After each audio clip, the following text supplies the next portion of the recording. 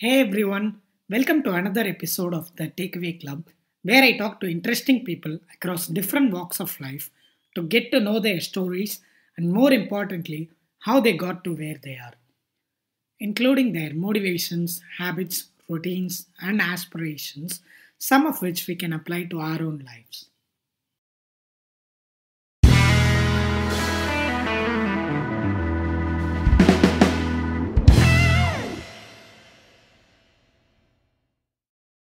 In today's episode, I have a very special guest that I absolutely love talking with. So, what makes him special? He is someone who can legit claim that he loves shoes more than me.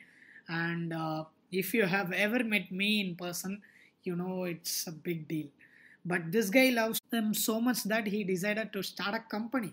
I'm pleased to introduce Ganesh Balakrishnan, co founder at Flatheads.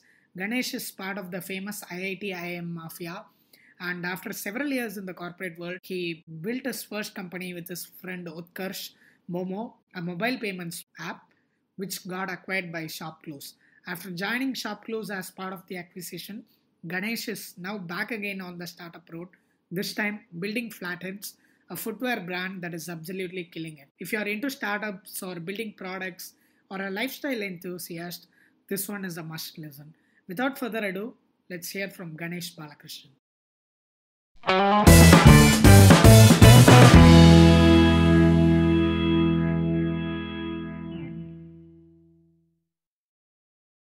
Good place to start our chat would be share your story. Who's Ganesh and what have you been up to all these years? If you can go all the way back to your IIT days, Winsleeve, and what you're Sure, doing with Flatheads now. sure. So uh, I have the dubious distinction of being an IIT and an IIM grad. So I graduated from IIT Bombay in the last millennium, long time ago, in '99. I did my mechanical engineering there, then went to the US, did my master's in refrigeration and air conditioning, and then worked in an Ingersoll Rand company, which was basically into refrigeration, air conditioning, and other, industrial equipment, so to speak. So spent about three and a half years there. And then at the end of that tenure, I got a chance to set up the India Engineering Center for them. Build the entire ecosystem here. Me and my boss were the two people who built it up here in India. So it was like an entrepreneurial venture, if you will, when I came back here. So did that in 2004. I came back to Bangalore and started getting into the general management career path, building that India for India localization kind of products and services is what we were trying. Once I got on the general management career path, I thought, yeah, okay, might as well do an MBA. So took the CAT and then joined IIM Bangalore in 2006. So did my PGP there, and post that, I've been a consultant with Bain and Company. I've been a corporate strategy guy and an entrepreneur again in Honeywell, where we ran again India for India business called Emerging Markets Group, which we built about a $20 million portfolio um, of India and Southeast Asia products, right, with core Honeywell technologies. So I've been an entrepreneur within a corporate setup for quite a bit, and in Honeywell, I met an old friend of mine from college, a guy called Utkarsh Biradar. He was doing his master's in design in IIT Bombay when I was doing my undergrad, and then 15 years later, he was on the other side of the interview table at Honeywell, and yeah, pleasant surprise. We caught up again and had a good time. So we ran the India Emerging Markets Group PNL together for a couple of years, and he had done his own entrepreneurial stints in running a design studio as well as setting up the design practice in Honeywell and in BPL Sanyo. Right. So he had done a lot of that as well. So we were sitting there at the end of 2 years saying, if we've done this in corporate life for such a long time, why don't we do it for ourselves? And that's how our entrepreneurial journey began in 2011. We started a retail analytics company called Windsleeve. Windsleeve, the idea was to understand consumer behavior, the consumer mind map, if you will, right? So that both of us are always obsessed about that part. We are obsessed about B2C businesses. We are obsessed about understanding consumer behavior and why the customer behaves and pays, money out of his pocket. Trying to understand that has always been our obsession, if you will. So we started a retail analytics company. Unfortunately, we couldn't monetize that very well. So we shut it down at the end of the year in 2013. And that time, 3G had just launched in India. So we decided to launch something called Momo. Momo was a mobile payments app where there was a huge white space in the physical place payments, right? So restaurants, retail stores, and toll roads and so on. Players like Paytm were still mobile recharge and utility payment players. So we thought, hey, why don't we do this? This is like a first to the world kind of an idea. We'll get a kick out of it. So I ran the marketing part there. So that's when I started becoming a marketeer. That's when I started understanding what consumer marketing is all about. It was a completely first principles learning for me. Yeah, we built that up from scratch. So did a lot of growth hacking there. Got the consumers on. Built it to almost 500,000 subscribers in 2 years, 2.5 years. The great journey. And then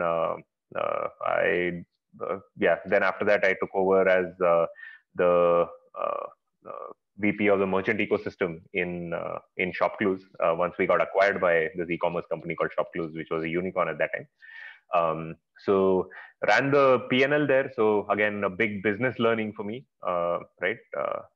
And also learned how to play at scale, because while Momo still had 500,000 subscribers, which was decently big, still it was small from an all India perspective. We were only in 3 cities, right?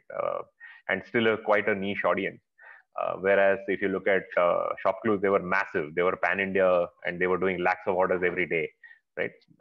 So that was a very interesting experience where I ran the merchant ecosystem. We grew that from 1 lakh to about 6 lakh merchants over the 2 years that I was there. We ran a profitable PNL inside that. So that was a great learning, how to run a profitable PNL, right? Not many people can lay claim to that achievement, I guess. So I've been privileged to be that one of those guys. After that, we started off Flatheads in 2018 once we left ShopClues, and again I'm back on the learning path, trying to build a consumer brand. So that's what kicks me up. I believe that there is a $100 million brand to be made in this space in the next 7 to 8 years, and that's my journey for the next decade. Yeah, so that's what I'm driving towards. So that's who I am. I'm a marketer. I'm an engineer. I'm a confused guy. I collect degrees as a hobby, and right now I'm on that journey to create a brand. Pretty much. That's quite an interesting journey, right? So the engineer and the management guy, so that kind of goes hand in hand these days, right? What I'm curious about here is having been there and done that with the first startup, again with the same co-founder. So what are some of the aspects of managing a company that you're learning for the first time at Flatheads? Every entrepreneurial journey is very different. So if you look at Momo was a tech-driven company, right? It was a core technology company. It was a mobile payments app that resided on your phone. So the product was the app itself, right? And also it was a two-sided network where on one side you had to get merchants and one side you had to get customers. So it was it was a balancing act, if you will. You had to do both. Acquiring merchants on one side and building the brand or building the customer ecosystem on the other side. Whereas in Flatheads, it's a physical product. It is not a technology product, right? So here, product development cycles are a lot longer. It is not just a simple change on the app, right? It took us 1.5 years to build our first shoe, right? So it's a lot more involved in that sense. It is a tech enabled product. It is not a tech driven product, right? So tech enabled in the sense we are selling it online, we are reaching the customer digitally, we are serving the customer digitally. That's the proposition. But the core product is a physical touch and feel product, right? So that is one big thing. Second, I'm learning a lot about getting back to the roots of engineering. We both Utkarsh and I have been people who've been on the shop floor in the product development lab, building products, right? So now, yeah, during the first 2 years, we almost spent 17 to 18 months on the shop floor, working with shop floor guys, working with laboratory guys, engineers, trying to build the shoe, build the right technical specification that we needed in the shoe, the right performance metrics that we needed in the shoe. So it has been, big learning experience from that front.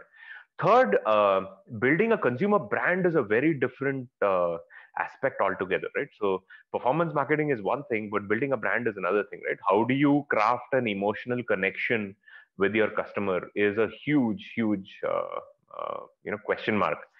You can be a very functional product where you say you are a lightweight shoe or you're a very breathable shoe or whatever, but beyond that, your brand has to have a personality that the customer potentially associates himself with or herself with or aspires to, right? That is something that really intrigues me, and that's the journey I'm on, learning from scratch on how to build a brand. Right, so that is the biggest learning for me in this journey. Right. So many interesting threads there for me to pick off from what you just said. So I'll begin with this one. Uh, why shoes? Right. Yeah. I think maybe to give you a little bit of context here, in one of the podcasts, you had mentioned how you and Utkarsh had been thinking a lot about something like the food space, right? So how did you decide on that shoes were the market that we have to go after? Um, so it was actually a foregone conclusion when we started thinking about what to do next as a startup in ShopClues. The reason is because Utkarsh, the co-founder that I'm talking about, he is actually a shoe addict. I would, or a shoe freak, if you will. Or to take a hint from you, I'll call him a shoeaholic, whatever, right? Footwearaholic. Uh, he owns about 120, 130 pairs of shoes, right? And he's crazy. He buys shoes because he likes the style. He doesn't really care. Sometimes he cuts them up to see what the material is inside. Who cuts up new shoes, man? uh, Wow. I have a bunch of shoes from him because he bought it, but it wasn't his size. He just found one design that he liked, one style that he liked, or one specific aspect of the shoe that he liked, and he just bought it, even though it was not available in his size, right? And then he just gives it to me. So I have 7, 8 shoes like that from him. So Right. that's the kind of guy he is. We've been trend spotting in shoes. Every time we walk into a mall, about 50% of the time will be spent in a footwear store or multiple footwear stores. We talk about trends in shoes. We talk about what kind of shoes are there. He's given me a complete education about formal shoes, from Oxfords to monk straps to brogues and all that stuff. I was fairly an ignoramus in that space in the beginning. And now, this is something that was natural for us when we were thinking about, what is a good consumer brand category to pick. I'm a food guy, so I was thinking about food and beverage, but he was stuck on shoes right from the beginning. And well, since we've been talking about it for a long time, naturally the conversation veered towards shoes. And when we dug into it, we found that there is a clear market gap that we could identify, right? So that was something that really kicked us up. And for me, the fact that you can actually build a brand with a very strong value proposition that can resonate with the customer is something that really kicks me up, right? So yeah, both those thoughts came together, and that's why we are going after shoes. So this chemistry between you and Utkarsh is really fascinating, right? So it's one of the biggest, if not the biggest factor for the kind of success that you have had in whatever you have done, right? So I think you even call this the classic right brain and left brain people coming together, right? Which one would Sure. you prefer? An A team with a B idea or B teams who have a killer idea? Obviously, the most successful ones are the one that checks both the columns, right? But say for people who are trying to start up, if you could give a caveat, and how would you go about describing that? Sure. So it just so happens that Utkarsh and I are completely complementary in terms of our thought processes and our capabilities and skill sets. That was just fortuitous, I guess. I don't know, call it destiny, call it call it luck, but we just clicked that way. And he has seen a lot of business. He's been a sales guy as well. He's run his own startup as well, so he understands business. He's been the CEO at Momo, and he's the CEO right now. So you can't be a CEO unless you understand business, right? The core of business. So while I'm the MBA, he's still and he's a design guy. He still holds the CEO position because he's a lot more savvy businessman than I am, if you will. He himself has a lot of those characteristics, but he comes from a very different perspective of consumer understanding, consumer thinking, right? That design thinking that people keep talking about. He's practiced that day in and day out throughout his life, throughout his career.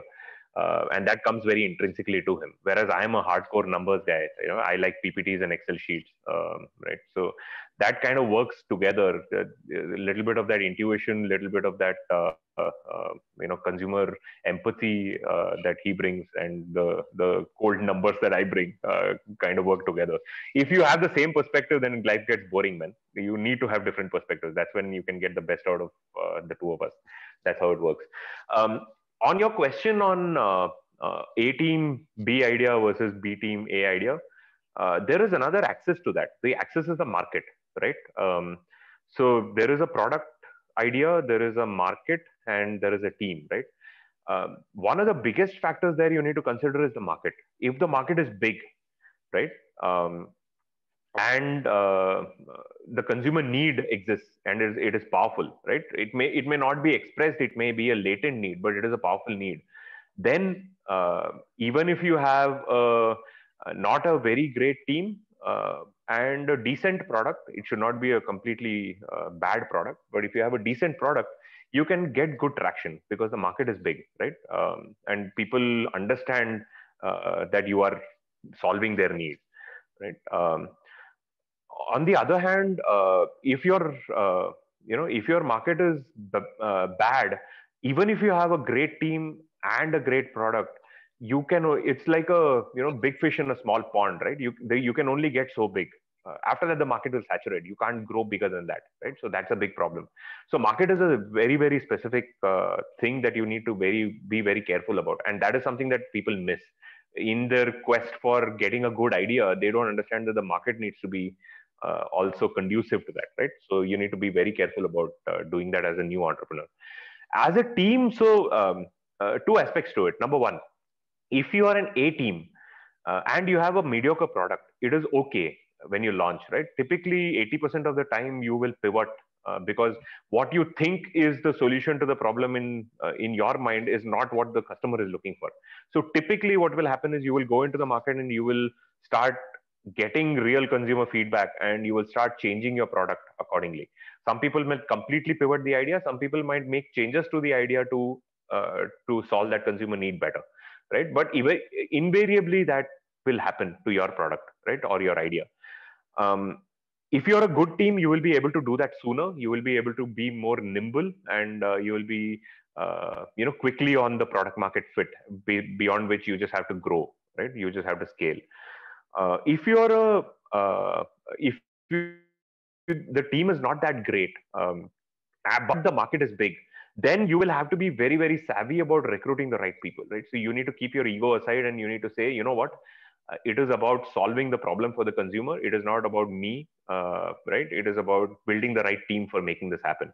So then you get on board players who are really good at what they do and have that ownership and entrepreneurial spirit to go and make things happen, right? And if you have a great team, then they will do that job with you. It is not necessary that the founders have to do everything themselves, right? So a lot of it also comes to what kind of team you build. So yeah, I wouldn't emphasize that you need to be the greatest team ever, right? As long as you can build a great team around you. Switching gears a bit and coming to flatheads as such, I know we talked quite a bit about it before the start of this conversation. Uh, but maybe, tying down to whatever we spoke about earlier, what I love about the flathead shoe is that it's a genuine 10 by 10 deal, right? So how I mean is when you hold the product in your hand, the shoes in your hand here, you can actually see that there is no trade-off, between the colors that you wanted or the model, or most importantly, how comfortable the shoes are, right? So I've had like uh, this is like the third or fourth pair that I'm buying in this quarantine, and it seems like on paper it seems like the most obvious job, right? You have comfort, the color, model, getting all these right, but when you actually experience or when you go through this purchase as a customer, you realize that more often not than not you end up uh, you know accepting that trade-off. Oh, okay. So there is this color here, but the model is not great. But still, I like the color. I'll go ahead and buy. This is not the most comfortable pair out there, but again, I like the model. Or again, this is this brand and that XYZ brand. So I'd rather have that brand shoes at the cost of comfortable shoes, right? So two questions for you here. What do you think that most brands overlook or get wrong here? And secondly, from what I have noticed, having used, I run through quite a few pairs in my day, I can see that Flatheads manages to pull this off, right? So, what is your approach to things? How is it different from people who are not doing this the right way? Sure. So if you look at the economy segment of shoes, right? When I call it economy, I mean anything between the 400, 500 rupees to the 2000 rupee kind of a shoe, right? That is where all the marketplaces play, whether it is the Myntra, the Amazon, the Flipkart, right? Price points go down in that order, right? Myntra sells between 800 to 1500 or even 2000 rupees. Amazon sells between 600 to 1200 rupees.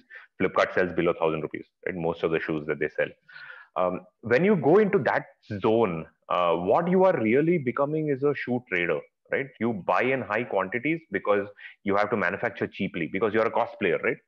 So you need to optimize on price and you need to optimize on costs. You're not differentiating your product.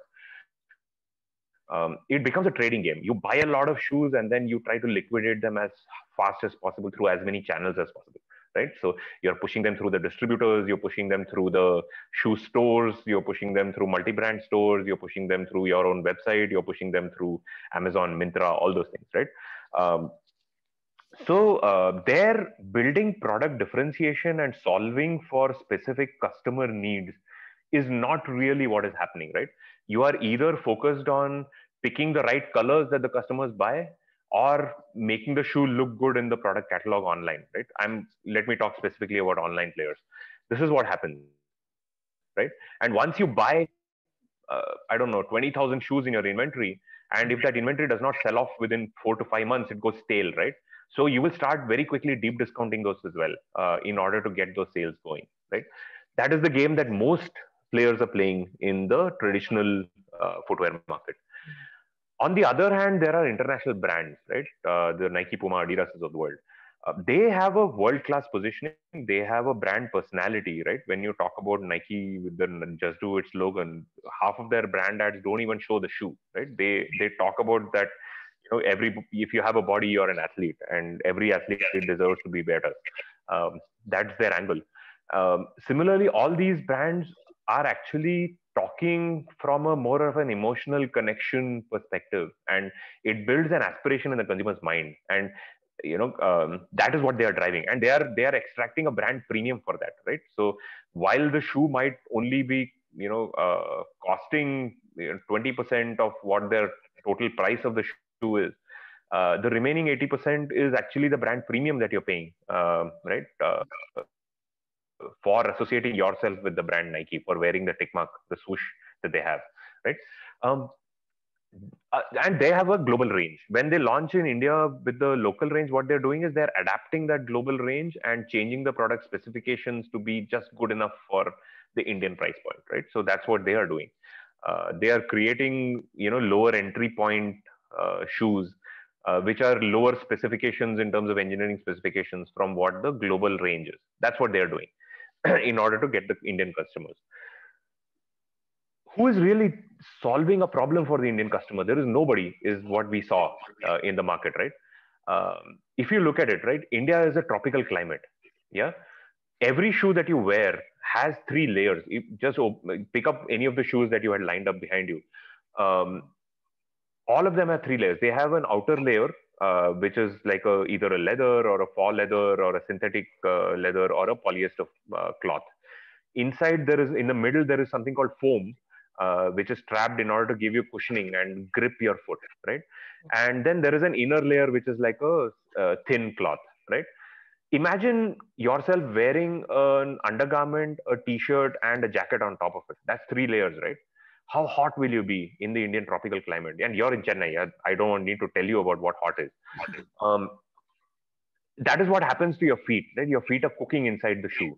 We said, shouldn't it just be wearing a t-shirt on your feet? That's what it should be, ideally, right? So we started solving that problem first. We said, we need to have breathable shoes. It needs to breathe like a t-shirt, right? So we started making single layer uppers. There is no 2 or 3 layers in our shoes, right?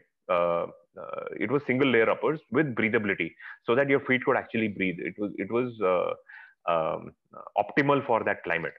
Second, we said, look, performance shoes, which are the Nike running shoes or whatever, or the gymming shoes, those are built for performance, right? When you're wearing a basketball shoe, it gives you that spring in your step so that you can jump higher, you can land better when you're and you can sprint better. That's what those shoes are meant for. Are you really running and jumping in your regular day, right? When you're looking at an all-day use case, what you need is something that is cushiony enough, that takes your body weight for the 11, 12 hours you're standing in that thing and walking around in that thing, in that shoe. The spring in the step is great for running, but then when you're walking, you don't need a spring in that. You need something that is a little more cushiony, that takes a weight like a pillow, right? And not many people are talking about it. Not many people are actively looking at that use case. Formal shoes, though, you forget about it, right? It is miserable. It's hard on the sole, and just because they'll put an insole into it, which looks a little comfortable, they call it comfort, but it is not really comfort. And that starts hurting your foot after a while. After a long day, you will start feeling tired, right? So we said, why don't we solve that 12-hour, 13-hour use case? So we started optimizing our shoes for that cushioning. So our insole, our sole, both are built for more cushioning than for performance, right? So those were the kind of things we did. We stripped out everything that was not needed in the shoe. We just said a shoe needs 3 layers. It needs an upper to cover your foot. It needs an insole to provide that cushioning, and it needs a sole for making sure it doesn't abrade like a sock when you're walking on the ground. And it needs to give you some shock resistance, right? So that is pretty much the functionality of a shoe. So we made it a minimalistic shoe where it said, these are the things you need in the shoe, and this is what we will optimize for it, right? It's a very simple thought process from a first principles perspective, if you look at it, right? When you really think about it. And that's what we ended up doing, primarily because we are not from the shoe industry, right? We could afford to do this first principles thinking and come into the market with our casual shoes. Digging more into the way you do things at Flatheads. So being a new player in the market, where you technically you do take on like players who have like hundreds and hundreds of models out there, right? And at any given time, they are releasing 5x the 10x the amount of models that a company like Flatheads can do, right? So with taking that into account, how do you go about brainstorming how you bring a new model into the market? Yeah. Again, it is not about what the competitors are doing. Because they are way ahead in the game, right? If I start looking at competition and trying to play their game, I'm going to lose. There is no question about it, right?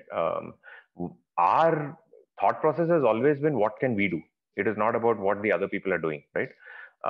So when we looked at the market, we said very clearly there is a path here to build something called an all-day casual uh, shoe that you can wear to work and beyond, right? So that was the proposition that we started with. It's a very simple proposition, but it's a very powerful proposition. Can you think of any other brand that lays claim to that exact proposition?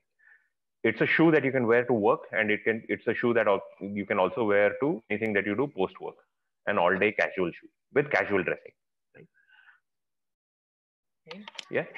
So in that sense, there was a proposition that was big enough, and everybody goes to work, right? So it is a large enough consumer segment, but for some reason nobody did it, right? I don't know why, but nobody has done it. We said, great, this is a great position to occupy, and why don't we go and do this? Right. So that is the position that we are taking now. Given that we have defined ourselves as the all-day casual shoe that somebody can wear with everything that's in their wardrobe in terms of a casual dressing, and for every use case that they have, from a work to a post-work kind of a perspective, then you have innumerable number of ways to play, right? Where you're saying, hey, I can make a work shoe which is actually a sober looking shoe which goes very well with casual but smart dressing, right? You don't want to look very shabby at work, right? You want to look prim and proper, at least even when you're wearing jeans. So that needs to complete your look. Then I could say, I could build anything that's an evening shoe, right? So anything that you wear to the pub or to your date night or to the concert night or whatever. I could make a weekend getaway shoe where you can actually travel over the 2 days of the weekend or 3 days of the weekend when you get out, right? So I could make some use case like that. I could make seasonal shoes where I could make something for your monsoons. I could make something for the summers. I could make something for the winters. There are enough and more use cases that you can explore around the all-day casual use case, right? Around the core proposition of all-day casual shoes, and that's the direction that we are taking. And honestly, if you look at the market out there, I don't think many people are doing this at all, right? They are saying, here is the style of the year, here is the color of the year. By the way, we've been doing shoes for the last 10 years, 15 years, 20 years, 50 years, whatever. Here is an incremental change on what we have been doing before.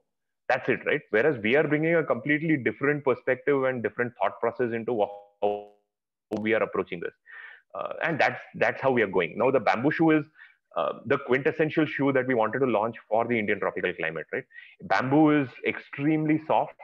It feels like a t-shirt on your body, right? When you wear a bamboo t-shirt, it's super soft, and it feels cool to your skin. It's almost 1 to 2 degree cooler.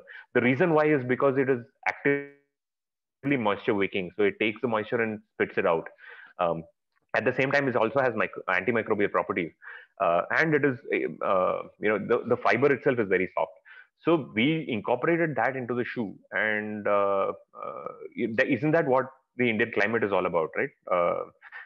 When you're sweating outside, you don't want to be sweating inside your feet, and you want that property, whatever bamboo can give you. So you can actually go sockless in the bamboo Aria shoes that we have. So that is the thought process in which we are going, and we are the third brand in the world to do this. By the way, there are only 2 other brands in the world which have launched bamboo shoes, right? Looking back at it, for India, this is something that somebody should have cracked a long time ago, but for some reason, nobody's thinking about it, which is where, I have an opportunity as an entrepreneur. You talked about Crocs, right? Crocs has positioned itself in that casual comfort kind of a zone beautifully, right?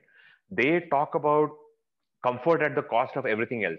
My shoe does not look great. It looks ugly, right? Those clogs.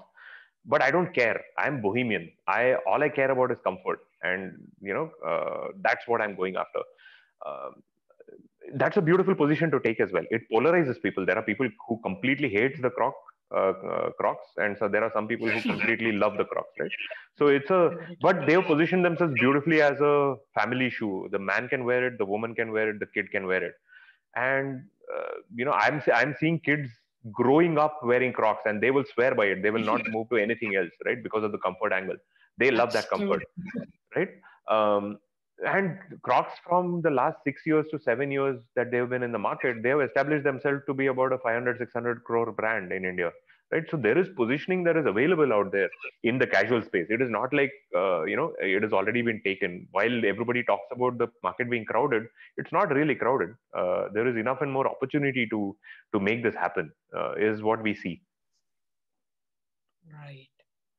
So I know earlier in the conversation you mentioned that trying to take on the giants, you will end up failing, right? That shouldn't be the approach that you take to things you do at Flatheads. But maybe if I can slightly turn that around and ask which brand, which global brand or leader that you try to associate with, or maybe on some levels try to emulate whatever they have done for that particular category, right? In terms of aesthetics, the brand philosophy, and things like that. Yep. So there are multiple aspects to pick from multiple brands, right? For example, one clear winner in the D2C brand space in footwear globally is Allbirds, right? Allbirds makes sustainable natural fiber shoes made from merino wool and eucalyptus tree fiber, right? And they are a all-day casual comfort plus style kind of a use case. Very minimalistic shoes, right? So what we picked from there was, yes, there is an all-day use case. Yes, there is a minimalistic silhouette that can appeal to a consumer from an all-day perspective, right? So that was great inspiration for us to pick up. And you can actually make shoes with natural fibers, right? Otherwise, most of the shoes that you see in the market are polyester, right? So that gave us an inspiration to say, okay, you can actually make natural fiber shoes. But merino wool is obviously a temperate climate shoe, right? For a tropical climate, you need a different fabric. In that sense, their eucalyptus tree fiber might be more suited to the Indian climate, and bamboo is very suited to that Indian climate as well. So those are aspects that we picked up from Allbirds, right? Comfort, minimalistic style, and fact that you're doing natural and sustainable fibers. While we are not completely sustainable, but we are heading in that direction in terms of sourcing natural fibers, working on the soles and the insoles. The thought process is there to move in that direction increasingly every day, right? Then there are players like Crocs itself, where you talk about them as super comfortable shoes at the expense of everything else, right? So I'm saying, we can actually take a positioning of comfort plus style, right? Something that goes with everything in your wardrobe. So that aspect resonated with us. Third, there is a brand called Cariuma, which is a Brazilian shoe brand, which makes bamboo sneakers, right? And their positioning is affordable premium, but super nice bamboo shoes. There we got the inspiration to say, oh, maybe bamboo is a great source of fiber for India as well. If it can work in Brazil, which is also a tropical climate, it can work for us as well, right? So it is not about getting inspired by one player and getting building a replica of that in the Indian market, but it is also about taking inspiration from multiple places and then figuring out what will work for the Indian audience, which is your core target group. So that's the way we have approached it. Yeah. Brand building, obviously, as far as a brand connect is concerned, you cannot beat Nike in the segment, right? So even if you do, I don't know, 10% of what Nike has done in terms of building an aspirational brand, I think you would have made it, right? So I'm not professing to become Nike at all, but I'm at least trying to get inspiration from the way they have built the brand. Shoe Dog is almost like a Bible for us that we read through every day in the office, right? So there is a lot of learnings there to be had from the way brands have been built, right? So um, a lot of our early growth hacks are also inspired by what they did out there in the market in the early days. So those are the kind of thought processes that we have in terms of inspiration, not necessarily from one brand, but from multiple people. Mm, that's amazing. So zooming out a bit and looking at the D2C category as such, when you take India and when you think of D2C, that most of the top brands out here tend to operate in the health and wellness space or in the skincare industry, something like that, right? You know, Hmm. players like Fit and Glow or Mama Earth, and for someone like me who's looking at it from the outside, it seems like it is easier to create a habit for a company like that to keep making the customers come back, right? For say if I use a cream and if I like it, 3 months later, as long as it was good on the skin for me, I'm gonna go back to them, right? And I feel like for something like footwear, there is a degree of disconnect over there once the end customer purchases the shoe, right? Feel free to correct me if this perception is not entirely accurate, but if that's the case, what are some of the things that you do to bridge that gap? So, when you look at cosmetics or when you look at F&B, food and beverage, right? Um, the fundamentally the business model is very different, right? You talk about something called consumer lifetime value, where you measure the value of a customer from the number of purchases and the frequency of purchases that he makes of your product, right? He or she makes of your product. Um, Whereas in our market, because it is an infrequent purchase, we are closer to, say, a furniture category, or, well, furniture might be stretching it, maybe a mobile phone category, where people buy a new mobile phone once in a year or once in 2 years, right? Uh, there are, having said that, there are infinite number of beautiful mobile phone brands that have been built in the last 10 years, right? You can just open your the list of the last 5 or 6 phones you bought, and you will see 4 or 5 different brands, starting from the OnePluses to the Xiaomi's to, earlier it was the Nokia, the Samsung, the Motorola, the Google phones and Nexus and stuff like that, LG and stuff like that. There are enough and more people who've been launching phones. It doesn't deter them from, just because the customer does not come back every 2 months and buy a mobile phone doesn't mean that you can't build a brand there, right? Um, there are, different categories perform differently, and different categories are priced differently as well. The market dynamics and the market structures are different. In India in general, I think we are a very brand starved country. Across the board, we have had very functional brands until now. Most of the Indian brands have had this durability plus quality at an affordable price, kind of a positioning, which is again very, very functional, right? It is high time that we start building personalities. Now, customers want to hear more, want to get associated with brands more emotionally, want to connect with brands more emotionally, want to hear the story, and then want to get associated with that story as part of their personality. And that is what you're seeing as a change in the mindset in the Indian consumer as well, which is why now is the time. This decade will be a very, very active space for brands in the country. D2C is just a way to get to the customer. It is a channel. Direct to consumer is one channel. In India, the D2C doesn't necessarily hold. We still have to get into distribution network, because the core online medium of reaching the customer directly is fairly limited still, right? Um, Long story short, I think very, very exciting time for brands to be born in India. And you will see an explosion of brands happening in the next 5 to 10 years for sure. So, buckle your seatbelt. It's a matter of, us doing it or somebody else doing it. We would rather be the ones doing it, right? So that's the way we think about it. So yeah, that brings me to a question again on what is your prediction, or where do you think the D2C industry is heading towards? Yeah.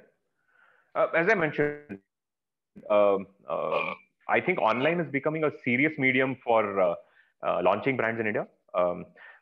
One thing we noticed when we were in ShopClues was that um, the logistics network across the nation has been built out very well, and we are able to deliver our products across the country. So you can actually build an e-commerce website and serve the customer digitally. Second, just access to the customer in terms of the explosion of smartphones and data connections in India has taken place. So you can reach most of the customers in your target segment very easily digitally through their phone, right? It is a very, very exciting time for D2C brands to be born in India. I have actually written an article about this on LinkedIn and on my Medium blog.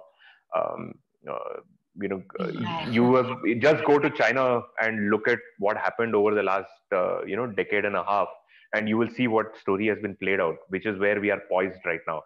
If you look at the affordability quotient of Indian consumers, we are just getting into that space where people have discretionary income and can spend based on their choices and not necessarily only on essentials, right? So roti kapda or makan is done. Now people will start making choices based on what they like rather than what they need, right? So that kind of things will start happening very quickly, and across the board. Whether you look at what Paperboat has done, what Bira has done in the F&B space. You look at what W has done in the women's apparel space. They've just gone IPO, right? There is enough and more action that's happening across categories. If you're an entrepreneur, or if you're a person who is thinking of starting something in the consumer brand space, this is the right time, right? Take the plunge right now, or work in a D2C brand right now and learn how to do it, and jump in within the next 2 to 3 years, because this is a very, very exciting time to do this in India. So maybe just a quick follow up there. And a lot of these D2C brands, they do tend to have, I noticed that they have another channel, right? Like they sell it through Flipkart or Amazon. So Yes. what does that path ahead look like for Flatheads? Can we expect third party channels, or maybe your classic brick and mortars where someone can actually have the feel and experience of that shoe before they can go back and buy them online? Yes, absolutely. Um, uh, we are a consumer brand. We are D2C because we are selling most of the shoes on our website. But that doesn't mean that we are never going to go to some other channel, right? As I said, D2C is still very nascent in India. It is very early stages before the mass consumer starts adopting and transacting for a premium product like us. So we will have to go into third-party marketplaces, and we have to go offline as well, right? So that journey will happen as we grow our business and scale the brand. First step is to establish your story and establish that connect with the consumer, and that can be done much better on your website, right? When you landed on our website, you could very clearly understand what our proposition was, what our story was, and that was actually held true when you actually bought the shoe, right? That is an end-to-end customer experience that we would like to build first, in order to build that brand image in a consumer's mind, right? And then as you grow, you can start expanding your channels. So we are talking to the Amazons and the Mintras and Tata Clicks of the world, the Agios of the world. We are going to list there. We are going to bring out product lines in those price points as well, which are more suited to the marketplace consumers. And we will move into offline at some point in time as well, as we scale the business, right? So right now, online gives us an advantage because I don't need to hold that much inventory upfront, right? When I'm small, I cannot buy too many shoes, but I can put out a catalog. Whereas if you have a shop, your shop needs to be full, right? You need to have at least 50, 100 shoes that people can see. Online, it doesn't work that way. I can actually create a rendering on Photoshop, and I can send it to a prospective consumer and say, you know what, do you like this? Would you buy this? Would you pay for this? Let me know. If yes, then I will make that shoe. I can actually do such simple experiments. You've seen Kickstarter. You can actually create a video about a product and get money upfront before you actually start building it, right? So there are infinite number of avenues on the online space that you can explore in order to get traction early. And also, as soon as you put the product out on the website, you know what's selling and what's not, right? And so you get instant feedback in terms of sales.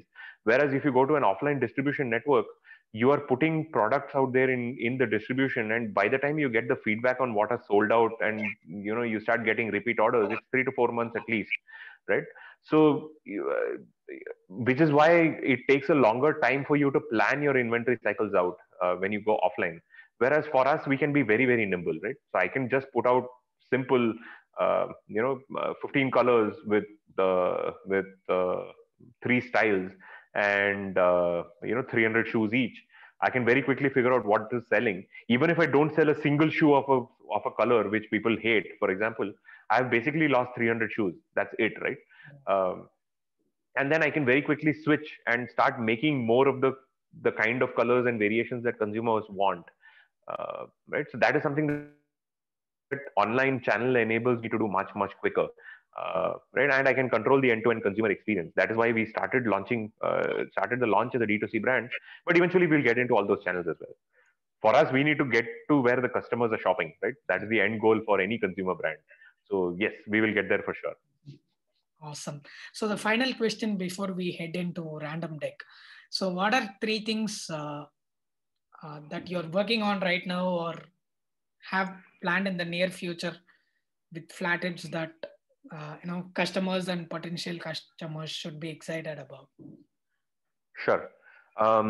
Right now is the lockdown time, so you are one of the breakaway customers for us who has been buying multiple pairs of shoes. Most people are not stepping out of their homes too much, right? So it is a time when we are trying to also look at the use cases that people have right now, which is staying within the 2 kilometer radius of your home, doing quick grocery runs and stuff like that. And second. So we are looking at those kind of shoes, closer to home, staying around home kind of shoes. Second, we are looking at launching a women's range, which is overdue. We had planned it much earlier, but the lockdown kind of postponed our plans a little bit. So we are getting into that a lot more. We have completely localized our India supply chain. So we are looking to develop our India supplier base a lot better. It is again early stages in the overall Indian ecosystem for knit fiber shoes, right? So looking to work with our suppliers and build that ecosystem out in India itself, right? So those are the top 3 things that I would say that we would be driving against. And building sustainability into our shoes, right?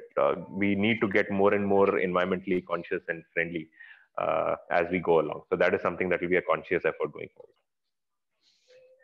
Nice. I'm, as a customer and as shoe enthusiast, I'll be keeping a close eye on what you guys are doing, in the coming days. Brilliant. So, with that, the main part of the conversation is over. Before we wrap up, let's move into the Random Deck, where I ask you a bunch of, unrelated, shorter questions, basically, wow. As opposed to the monologues that I tend to go on in the majority of the conversation. Very cool. So here goes the first one. What is an absolute non-negotiable for you in life? Absolute non-negotiable for me, my value system, right? I believe in being honest. It's a hard path to take. I believe in being the nice guy, and that's what our brand resonates as well, right?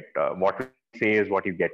We don't do a lot of BS out there, right? In terms of communication. So that is completely non-negotiable to me. Yeah. What is your favorite word in English? My favorite word in English. Yes. Wow. There are a lot of words out there that I can think of. My favorite word in English is legacy. That is something that really, inspires me to go and do something out there in the world that I will be remembered for. Right? I really like to use that word every time people ask me what is my vision for my life or what is my goal for my life.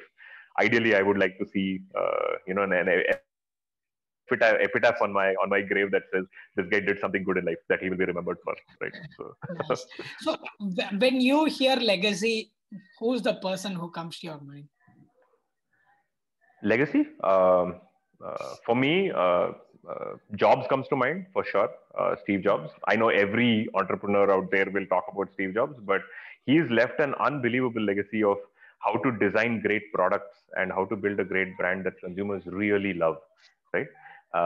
Second, I think somebody like an Abdul Kalam comes to mind.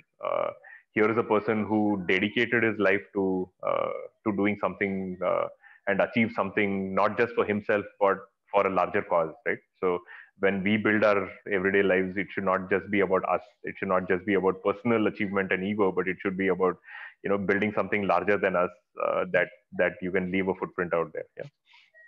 Yeah, that's a beautiful point now there. And you don't hear a lot of Abdul Kalam these days, to be honest, especially when you talk to the startup ecosystem people, it's always about the jobs and the Gates and the Musk, right? So that's a Yeah. nice answer there. Yeah, So I had to say Jobs though. That was the first thing that came to mind, so I have to be honest there. but you did bring up Abdul Kalam, right? So Yeah, I yeah. don't hear a lot of that. Well, So I come from a background in that space. My dad was in Hindustan Aeronautics, so oh, nice. I have grown up idolizing somebody like Abdul Kalam. So yeah. What was the single defining moment that you can recall in this pandemic where your team pulled a rabbit out of the hat?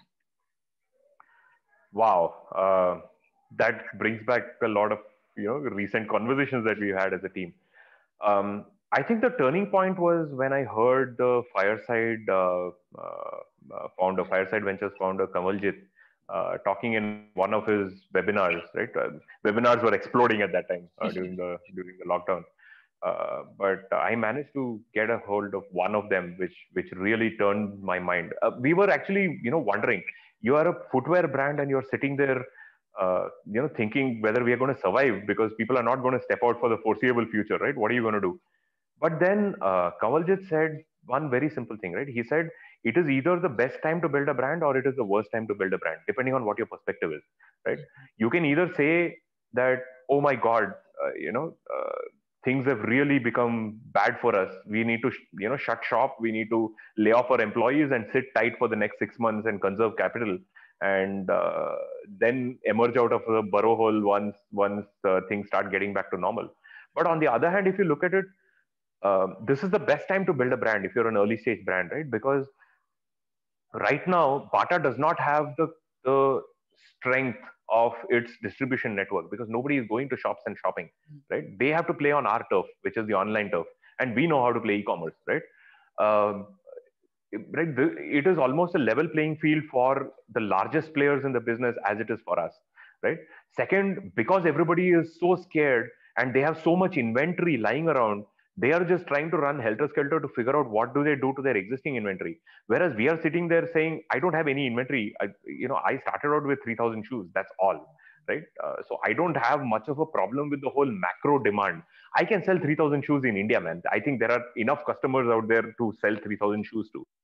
So I am more thinking, focusing on that fact, saying, how can I build that core message that I have much more powerfully and reach out to the consumer who is now open to a lot more conversations than he was before, right, during the pre-pandemic stage. So that really shifted our thinking from saying, oh my God, what are we going to do, to, hey, you know what, this is probably the best time for us to do something rather than just sitting idle. So yeah, that was the turning point for us for sure.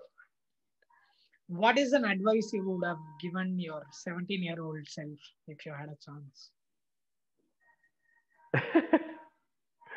uh, do a lot more learning from a first principles and fundamentals perspective. Don't do the rote learning that you have been doing for a lot of time. Right. Focus on building the fundamentals for your life. so that you can use them a lot better going forward. Unfortunately, I have been having to go back to my engineering books a lot, go back to my business books a lot, right? When I've been running my entrepreneurial journey, I Yeah. wish I had paid more attention to the fundamentals at that time, so that it came naturally to me. Yeah. Yeah. There is some level of resonation I have on that one. I'm trying to go back and learn a bit of mathematics and physics. Your basic Newton's first law and second law and things like that. On that Yep. note, do you have any resources, books or blogs or podcast in mind for first principles thinking? Yeah. There is a podcast called How I Built This, which is one of my favorite podcasts from NPR. There, they talk to founders about their early stage and how they built their company and what was their thought process, right? It is beautiful to hear, big, massive brands and what their, origins were and what their stories were.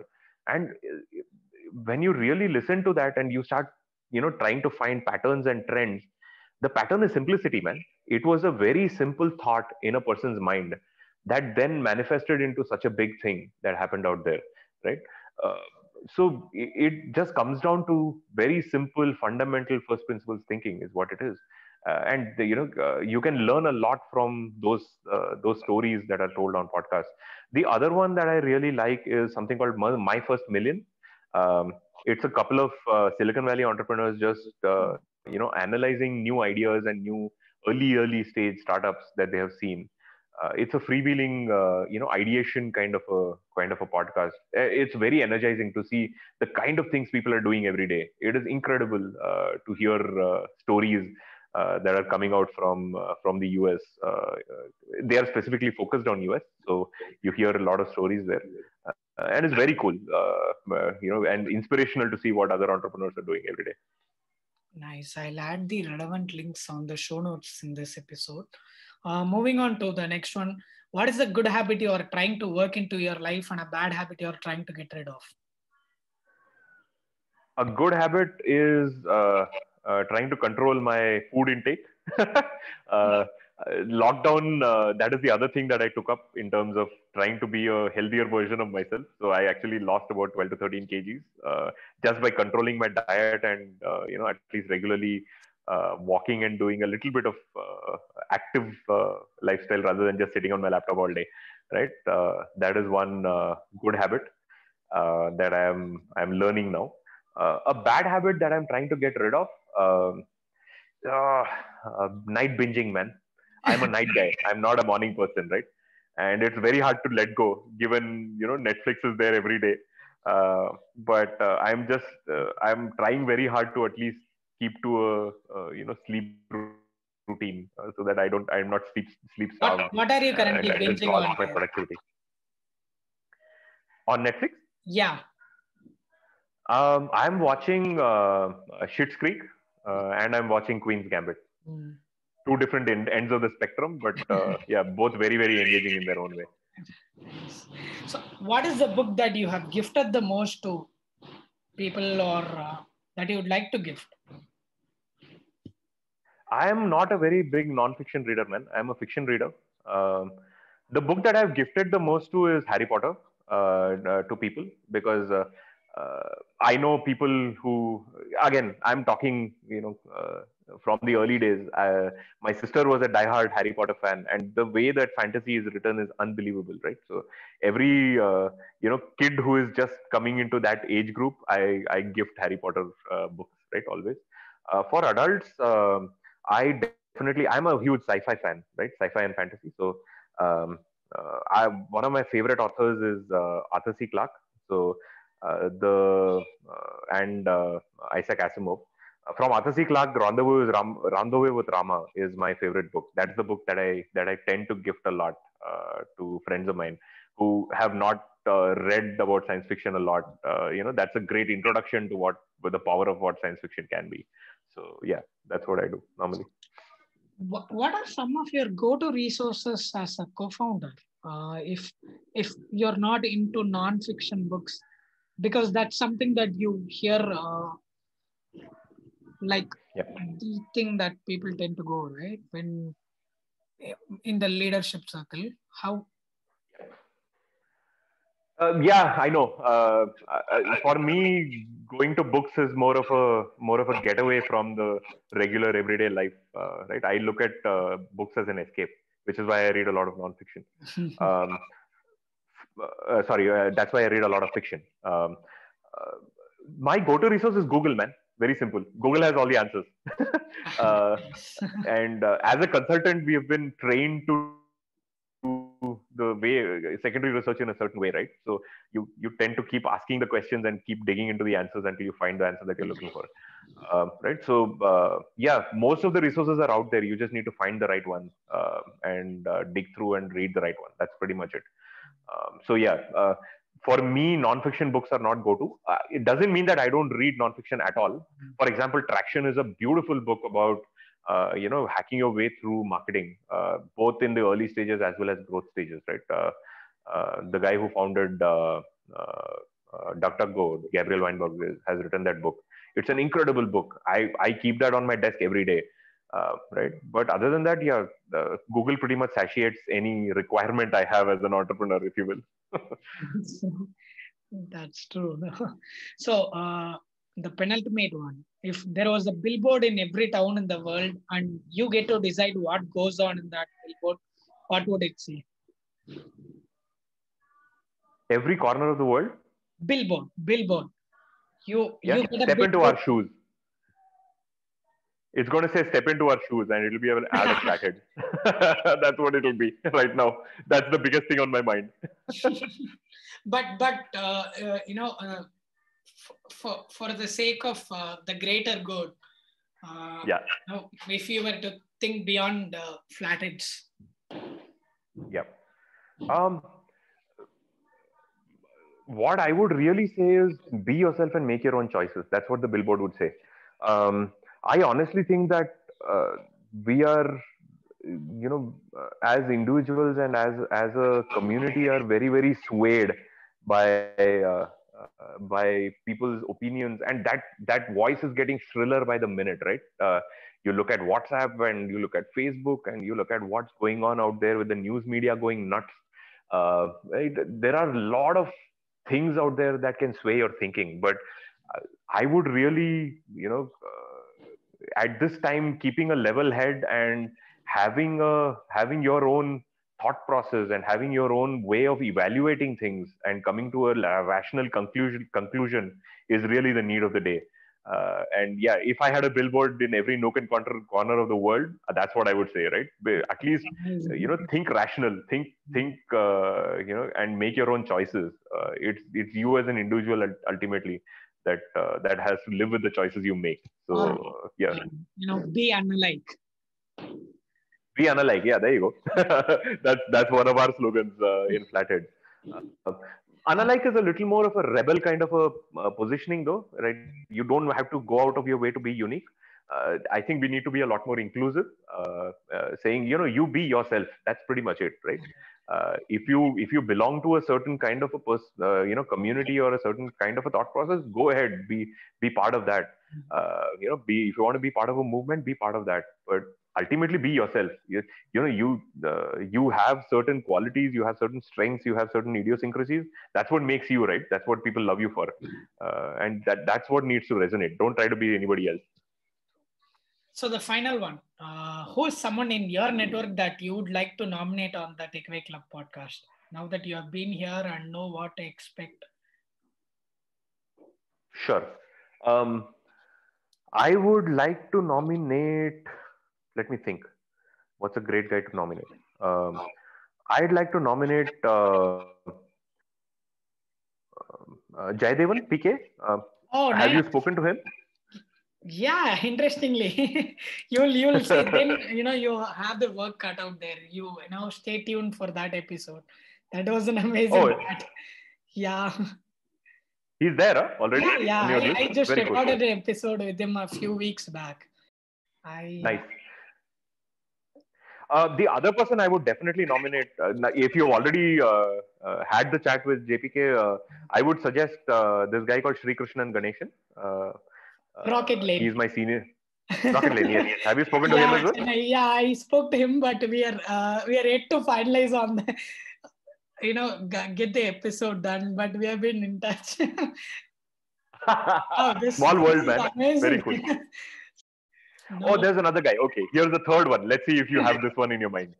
Ishwar Sundararaman, the guy who is running the Idea Club. I don't remember the name of the club, but have you seen his stuff? No, I haven't heard of this person. Yeah, Ishwar Sundararaman. Look him up. He runs this ideation lab, right? Which basically is a place where other founders and entrepreneurs can come together with you, and you can brainstorm your idea. It is a place where you can, freewheel with your idea and try to figure out how to get any idea out of off the ground. So is he the one from IIM Bangalore? Yes, he's the one. Hear me out. I know him from the Rahul Subramanian stand-up show. I think so. If I am not mistaken. Oh yeah, he was in the audience once. I remember. Right. Yeah, that's him. Okay, so I hadn't thought of him as a podcast guest, so I will take that as a valid answer. Third time has got to be the charm, right? But he's a 4-time entrepreneur. This is his 5th startup, so he's a prolific guy in terms of the startup ecosystem. So I would definitely get him on board. I just know him as the celebrity audience from the Rahul show. Should be interesting to bring this up to him. Yep. Amazing. Awesome. Well, thank you, Ganesh. Thank you for taking the time to do this, and I absolutely love the chat. Awesome, man. Thanks a lot for having me here. That that rapid fire round was was really challenging. you put my thoughts to the test. So thank you. That was fun. Thank you.